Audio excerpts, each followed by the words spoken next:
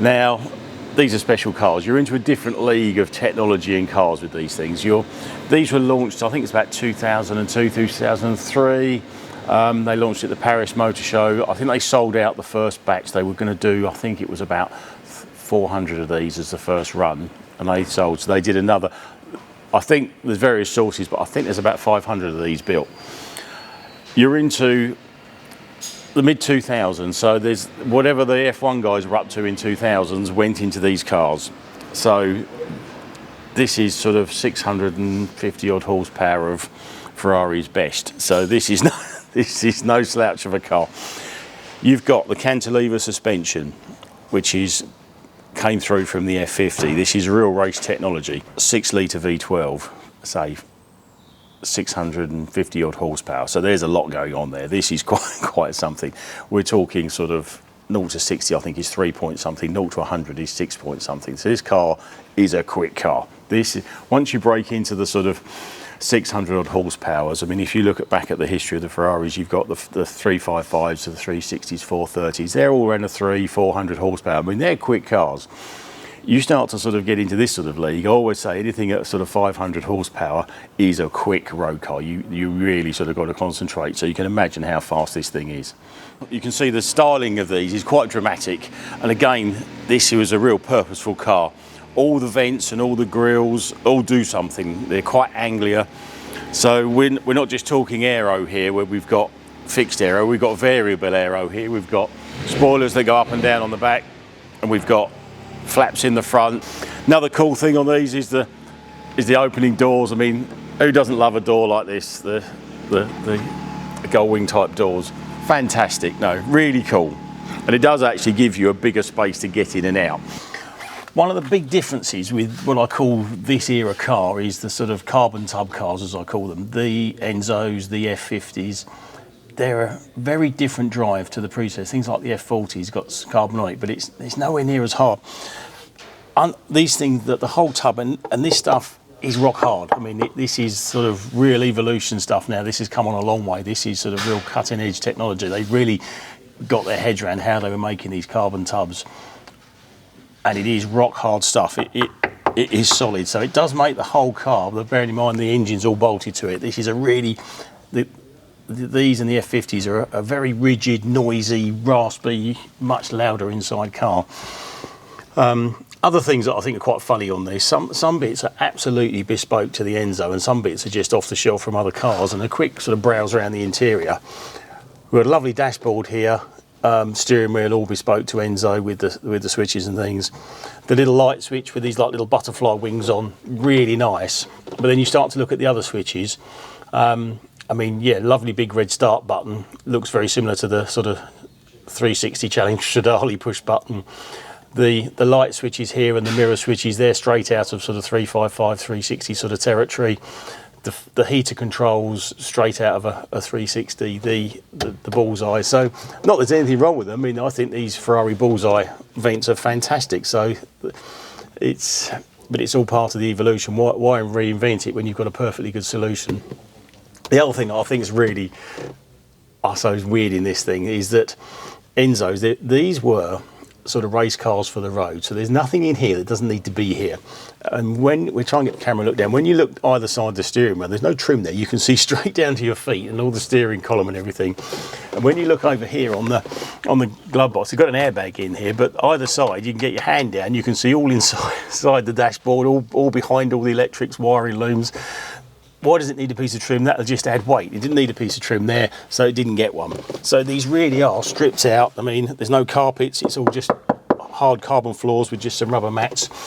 This is real race car for the road stuff, and you notice that difference when you're driving it. If you open the front, you've got your basic toolkit. There's no spare wheel or anything like that. But this is the entire storage space in one of these. You can see the Cytec charger in this one, and it's pretty much filled the boot. No, you're not even going to get the car cover in there. So that's the one downside of the Enzos. There is literally no storage space.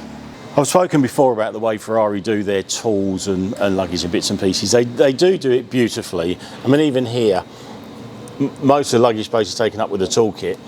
But the detail they go to. Now this beautifully, Ferrari embossed little toolkit just for the wheel socket. This leather wheel socket in there. But it's beautifully done. I think what stands out for me, there was a reason this car was named after the founder of the company, and I think that shows in the technology that's here and the detail they went to.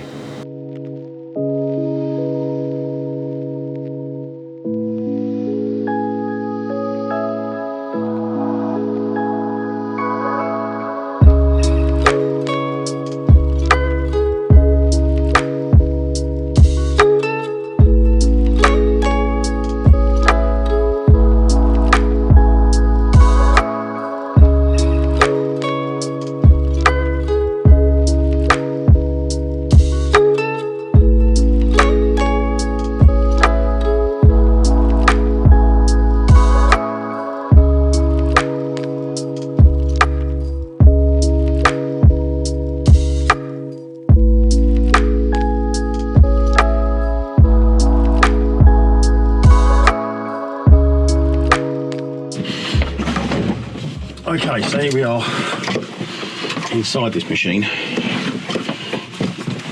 I've mentioned before, racing harnesses look cool, but they're not the most practical for daily use. Right, here we go. And it's a real vent starting this thing up, you'll hear.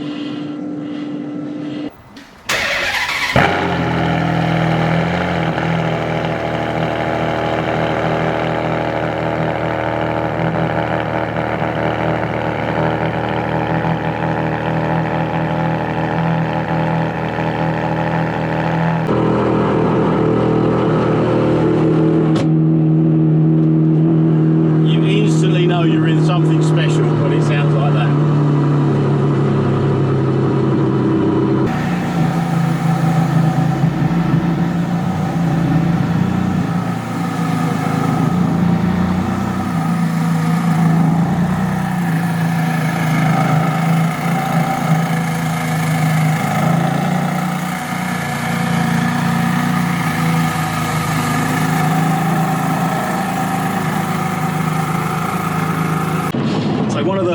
One of the drawbacks of the Enzo is the, make sure the front's up, we've got a lift.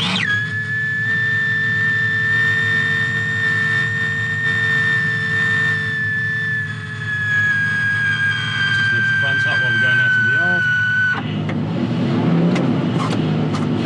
So one of the drawbacks of these is visibility. A lot of the owners have spoken about it, that the windows are very small, you can't see a lot out of the mirrors and what have you, but when you've got someone sitting next to you, it completely blocks the side windows. And a lot of the owners I've spoken to on these have always said pulling out of junctions and things isn't easy. It's it's the one sort of drawback they've all said. The other thing is this is the first sort of generation of buttons on steering wheels. We're used to the 458s, 488s and things now with everything's on the steering wheel. You've got buttons on the front of it, you've got buttons on the back of it. This one's quite simple. We've got indicators on our thumbs and we've got some modes and what have you. You can change the dash mode, and you've got obviously your race mode and your traction controls, reverse, and the lift button. They put the lift button in a really good place, which is brilliant, rather than it being tucked away where you can't get it, because you do need that quite instantly on one of these.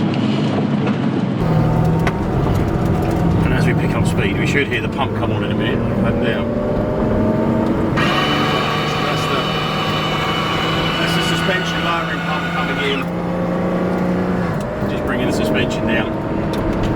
And again, race car technology makes quite a noise, but the race car land.